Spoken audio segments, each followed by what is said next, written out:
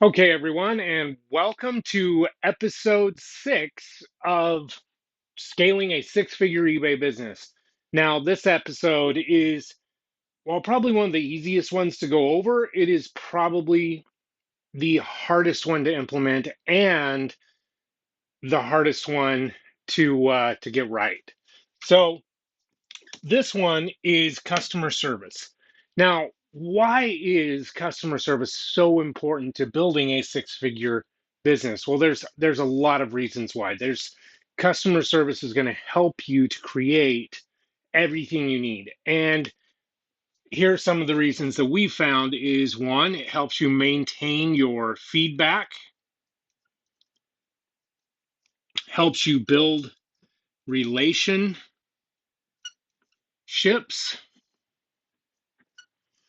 And then it also helps you with sourcing. Um, and there's a lot more that, and we'll get into some more as we're going down through this.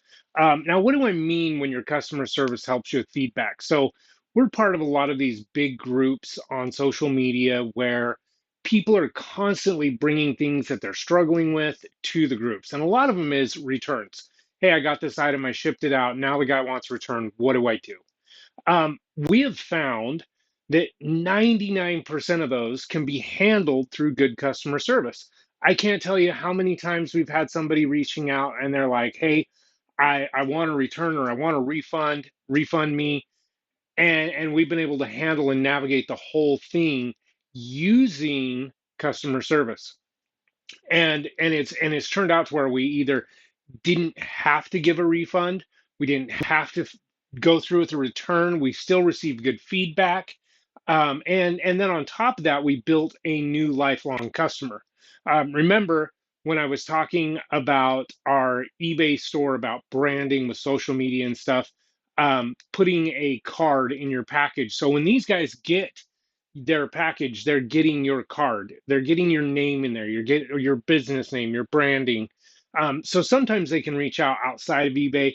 We always tried to keep them on eBay. You know, that's eBay's rule, right? If they reach out for a refund, you refund them through eBay. You get that return through eBay. Um, if you really want to grow a six-figure business, you don't want to have to worry about sourcing. You don't want to worry about negative feedback. You don't want to worry about returns. You don't want to worry about any of those things. That's your answer, customer service. You learn how to deal with your customers. You learn how to work with your customers. Um, my dad used to tell me my whole entire life, people don't care what you know, they only care about what they want to hear. Okay. Now, what does that mean? Doesn't mean that you go and you lie to these people who are coming to you to have their issue resolved, right? You don't lie to anybody. You be honest. You be true. You be honest. You have um, real, fair, equitable relationships with everything you do on your business. I would never ever tell you to do anything like that. What I mean by that is they really don't care if you're going to tell them that you can't issue a refund until they return the item. All they care about is that you heard them say they want to return. Okay. So once you're acknowledging and repeating back what they want, then you can move to the next step. A real easy trick that I learned really early in my career was that when you're doing customer service, one of the easiest ways to resolve concerns is to ask questions. So if I get somebody that comes to me and they say something along the lines of, hey, I don't like this item, I want a refund. How do you handle that? Well, the first thing I'm going to do is I'm going to say, oh, I am really sorry that you don't like the item. What was the exact problem with it? You know, so I'm stating what they said to me, and then I'm repeating it back to them phrased as a question, right? That puts them where they've got to answer the question. Now, 9 times out of 10, they'll be like, oh, well, you know, I just changed my mind. Or maybe they'll come out with, it got here, it wasn't what I expected. Or it got here and one of the arms is broken off. Let's say it's an action figure. One of the arms is broken off. Okay. So now I know what I'm dealing with. Oh, I'm so sorry to hear that. One of the arms broke off. That is really unfortunate. I would be unhappy as well. So I just confirmed exactly what they said as a question. Now, the more questions you ask to get to know them, the more you can navigate it in the right way. And don't just ask any question. They're not looking for you to solve the fact that gas is $4 a gallon. You know, that's not what they're looking for. They have this problem. They need you to ask the right questions so you can solve this problem for them. What we have found is that 9 times out of 10, the refund completely gets ignored, or they return the item for a full refund, or even better yet, they just drop it. And that happens over and over and over again. Now, the reason I bring that up is because if you can learn customer service, if I can learn customer service, anybody can learn customer service. But if you can learn customer service, you can effectively navigate 90% of the returns that come your way and head them off without having to do a return. It is awesome to have that ability. And so you can keep yourself from getting bad feedback. You can keep yourself from getting returns.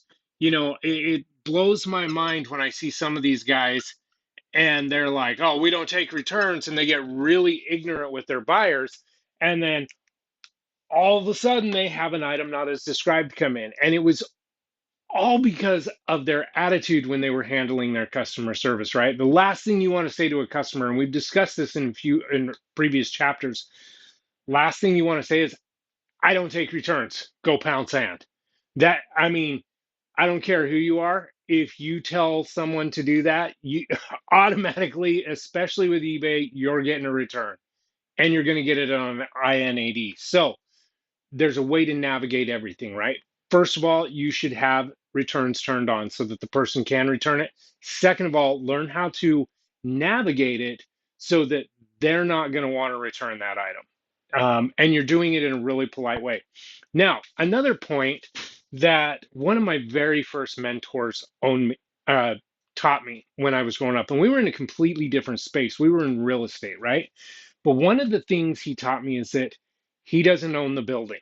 Now, what do you mean by that? You know, he managed all of his own rentals, but when I asked him about it, I'm like, so does everybody know? Because I had no idea.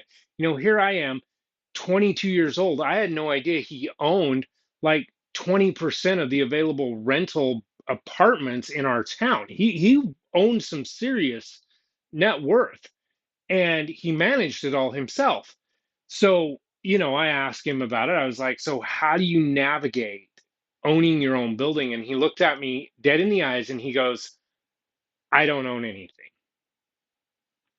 That was his take on it.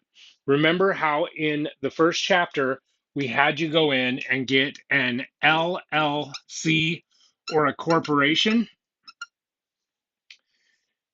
That's your new boss right there. That is who owns your store, not you personally. You might own this, but this is what owns your store. Now, there's a reason we do that. And part of it comes back to customer service. It gives you anonymity, right? It gives you the ability to stay anonymous on who owns your store.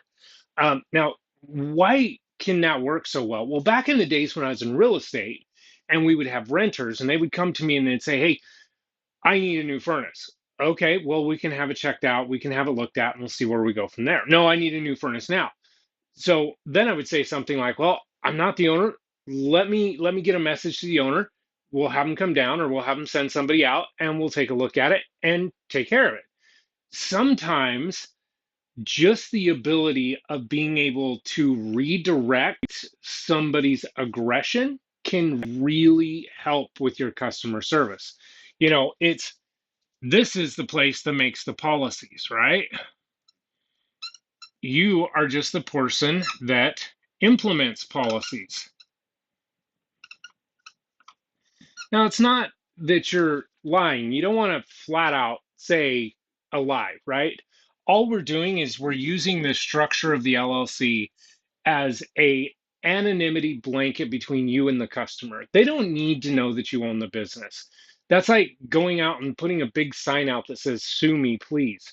It's the same thing with real estate. You don't really know who owns a lot of the real estate in the country. They do that for a reason. It's a protection. Now, if you have set yourself up with an LLC, you are just an employee of that LLC. That's all you are. And that's all you should be to anybody you interact with when it comes to your business. Now, there are appropriate times when it's okay to say you own the company. But for the most part, you want to just be the person that implements policies and enforces policies. Now, that being said, like I said in the beginning, I don't want you guys to be going out and doing lying or being dishonest. And I did have somebody that told me, they're like, Riley, I feel dishonest when I do that way. I get it. I understand. And if it's not something you want to do, then don't do it.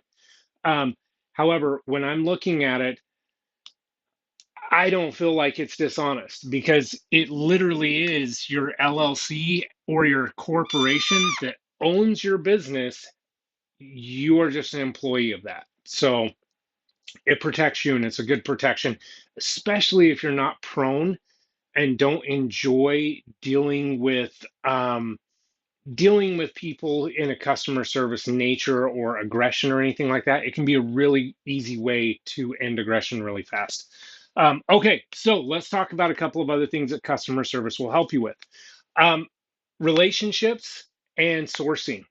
So, relationships, we have always had a really, really good relationship with our USPS postal staff around the cities where we live.